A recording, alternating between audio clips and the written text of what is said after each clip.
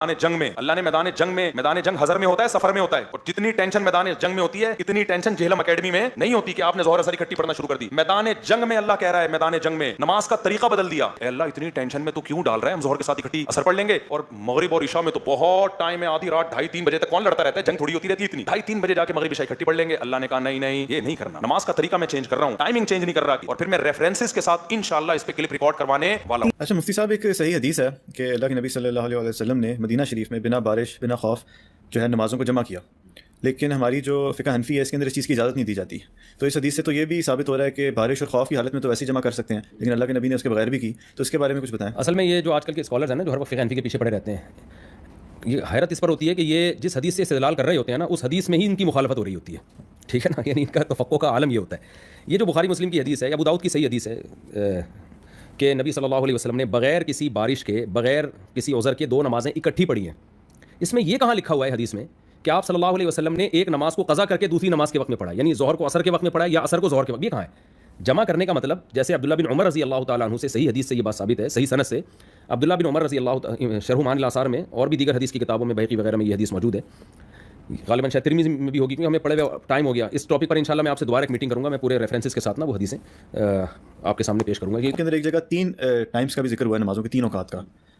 तो अक़ीमिस्सलात लिदुलूकी शम्स इला ग़सक़िल लैल व क़ुरआन अल-फ़ज्र, तो ये तो उसको सपोर्ट करता है। नहीं नहीं नहीं, देखें, अक़ीमिस्सलात लिदुलूकी शम्स जो है ना, दुलूक किसे कहते हैं? सूरज के ढलकने में। ये एक टाइम नहीं है, सूरज मुतअद्दिद दफ़ा ढलकता है।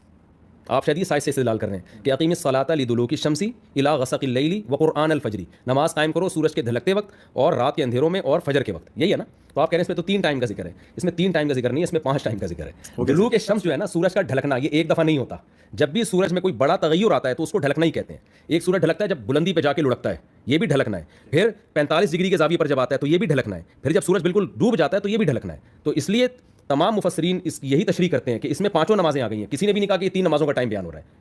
तो सब मुफस्सिरीन, और फिर हदीस जिब्रील का आप क्या करेंगे, जिसमें हज़रत जिब्रील सामने आके अलग अलग नमाज का टाइम बताया। उसमें तो जिब्रील ने ये नहीं कहा कि या रसूलल्लाह ये सफ़र का टाइम, मैं हज़र का टाइम बता रहा हूँ, ये सफ़र का टाइम नहीं बता रहा मैं। तो हज़रत जिब्रील ने 2 दिन नमाज़ पढ़ाई है, उसमें हर नमाज का एक अलग टाइम बताया। उसमें हज़रत जिब्रील ने ये फ़र्क नहीं किया कि ये सफ़र का टाइम नहीं है, ये हज़र का टाइम है। और एक अहम तरीन बात ये कि सफ़र में हमें जब एक दफ़ा छूट दे दी गई कि 2 पढ़ोगे, तो अकल क्या कहती है, ये छूट क्यों दी गई है? ताकि हमारे पास नमाज को अपने टाइम से डिले करने का ऑप्शन खत्म हो जाए, इसीलिए छूट दी जाती है ना।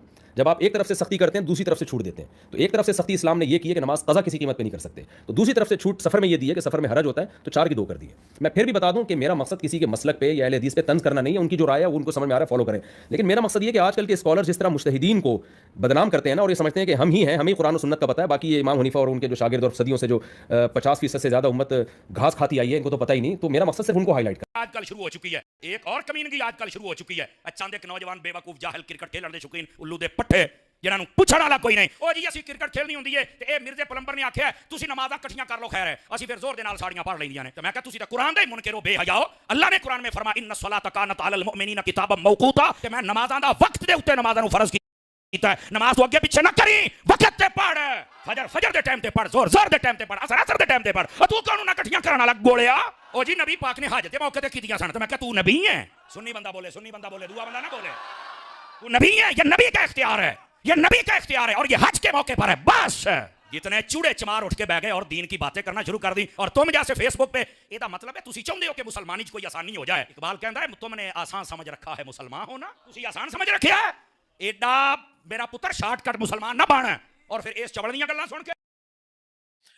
अली भाई, 2 नमाजों का मिलाना, यहाँ पे हम आपके पास आते हैं तो हम देखते हैं कि कभी कभी आप मिला भी देते हैं।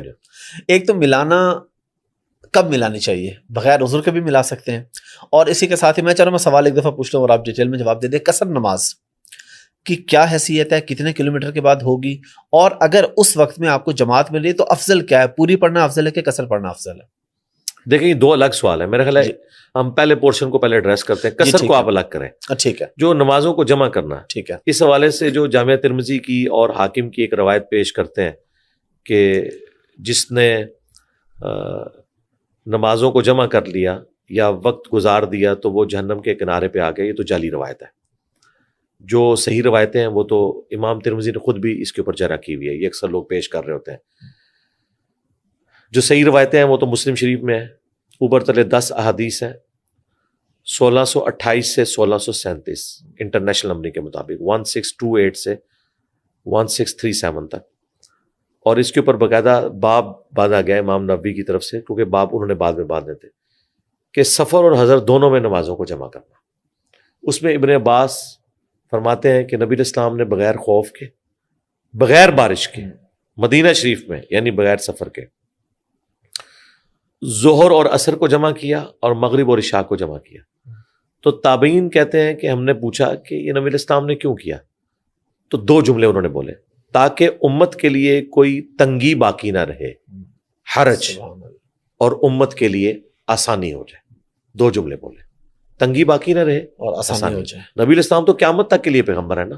بے شک۔ آج ان احادیث کی قدر آپ پوچھیں ان لوگوں سے جو یورپ اور امریکہ میں جاب کر رہے ہیں، انہیں دن کے وقت آدھے گھنٹے کا وقفہ ہوتا ہے اور وہ ظہر عصر کی نماز کو جمع کر لیتے ہیں، تو انہیں چاہیے کہ جتنی بار نماز جمع کریں تو درود ہی پڑھیں، اللہم صلی علی محمد وعلی آل محمد۔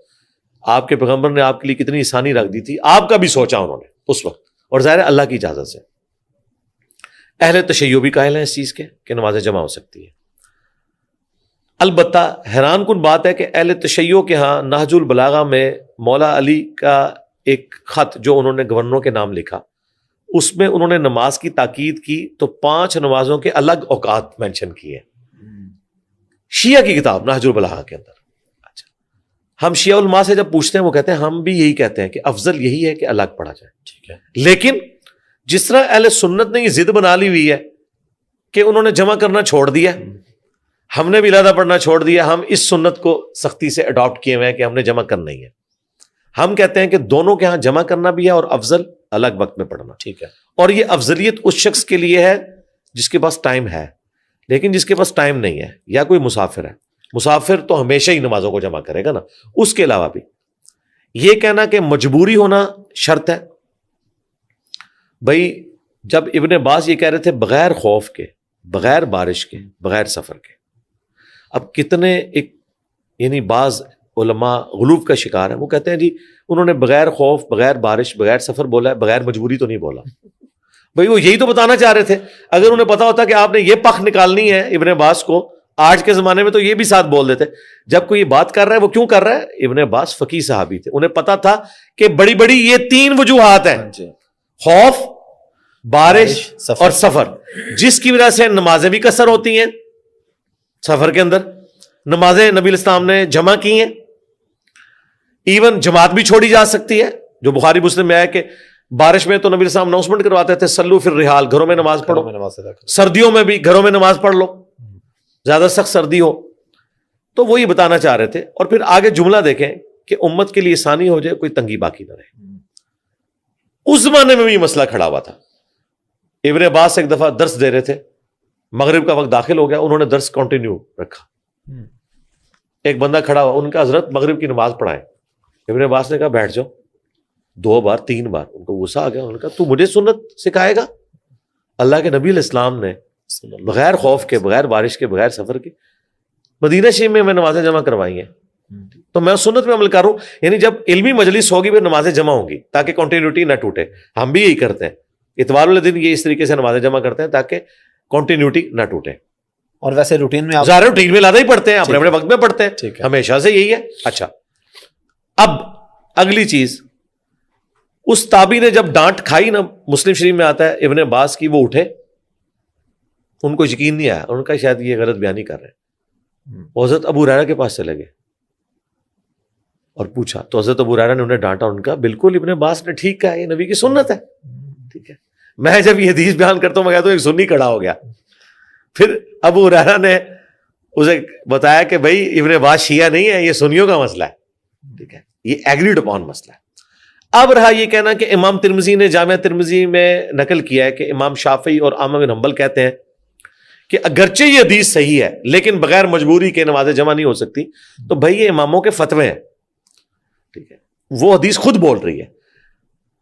اچھا، اب آ جائے اگلا ورژن، مجبوری کے ساتھ ہو سکتی ہے، یہ پیش کرتے ہیں نا، پھر انہیں ماننا چاہیے مجبوری میں ہو سکتی، یہ مجبوری میں بھی فقہ حنفی قائل نہیں ہے، یہ ہمیں لا کے قرآن سے آیت پیش کرتے ہیں، ان الصلاۃ کانت علی المؤمنین کتابا موقوتا، کہ جی نماز مومنین پر وقت باندھا ہوا فرض ہے، وہ کہتے ہیں لہٰذا پھر یہ اپنی 2 نمبری چھوڑو، جو تم یہ کہتے تھے کہ مجبوری ہو، تو مجبوری بھی ہوئی تو پھر بھی تم نہیں جمع کے قائل، تو پھر سیدھی بات بتاؤ اندر کی بات کیا ہے.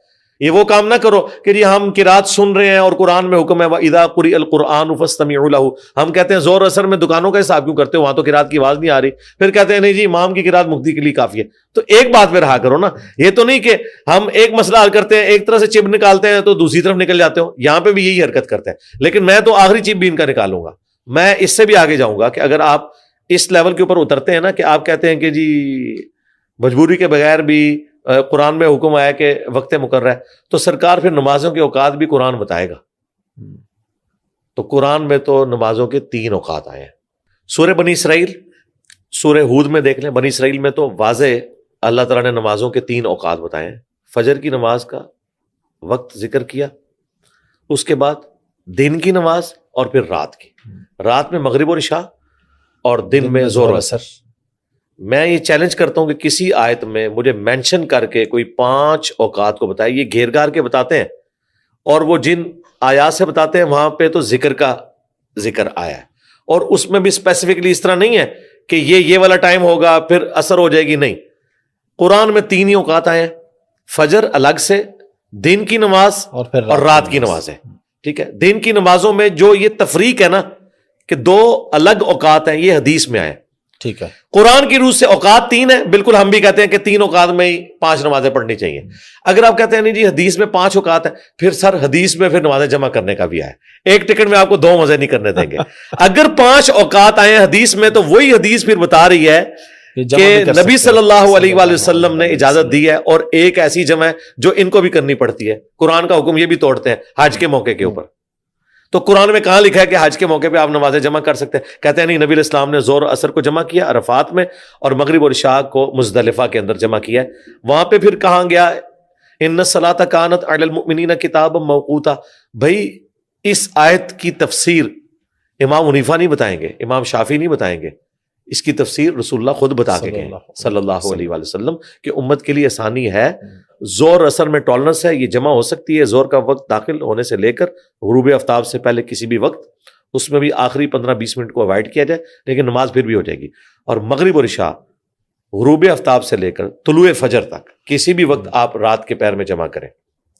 آخری ایک نقطہ جو اٹھاتے ہیں، یہ دیکھیں، میں اس اکیڈیمیا کی فیلڈ میں اتنا ایماندار ہوں کہ میں مخالف کے دلائل کا بھی ذکر کرتا ہوں. یہ نہیں کرتا کہ 1 سائیڈڈ مقدمہ پیش کروں. یہ لوگ اپنا مقدمہ پیش کر کے چلے جاتے ہیں، میں ان کا مقدمہ بھی ان سے بہتر پیش کرتا ہوں، اس کا جواب دیتا ہوں، پھر اس لیے ان کے پاس کوئی جواب نہیں ہوتا.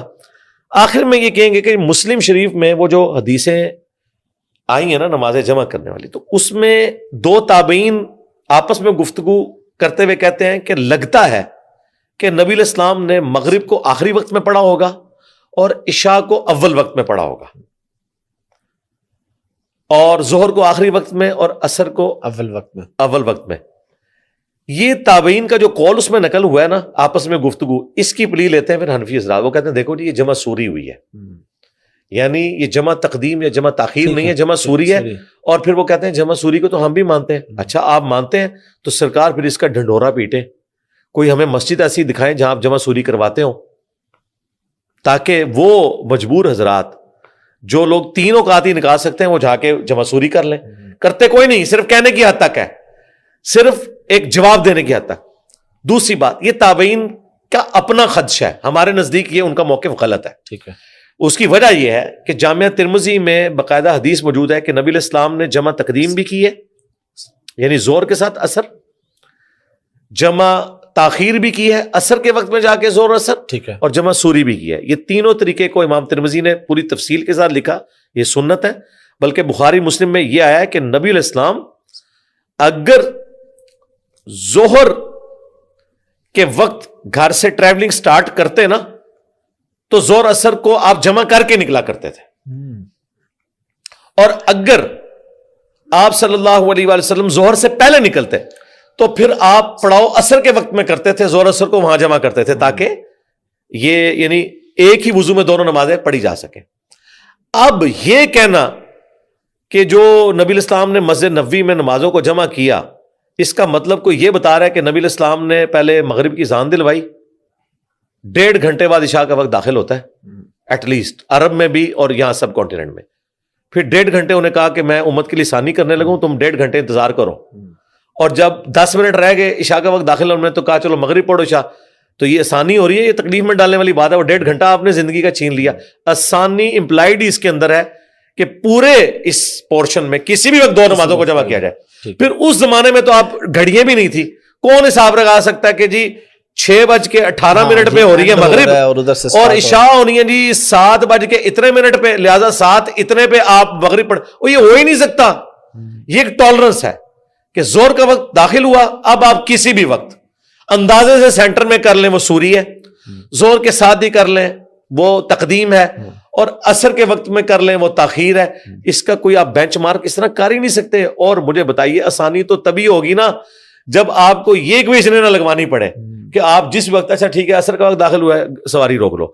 लेकिन अगर आपको नहीं, अच्छा ये लोग कहते हैं सफर में भी जो नबी ने नमाजें जमा की है ना, वो जमा सूरी की है, यानी आपके पास कोई घड़ी थी कि आप बताते थे जल्दी जल्दी भाई रोक लो, 15 मिनट रह गए असर का वक्त दाखिल होने में, हम इतने मिनट में घोड़े बांधेंगे। ये पॉसिबल ही नहीं था उस जमाने में। ये बिल्कुल जाली मसला बयान कर रहे हैं, ऐसा है ही नहीं है।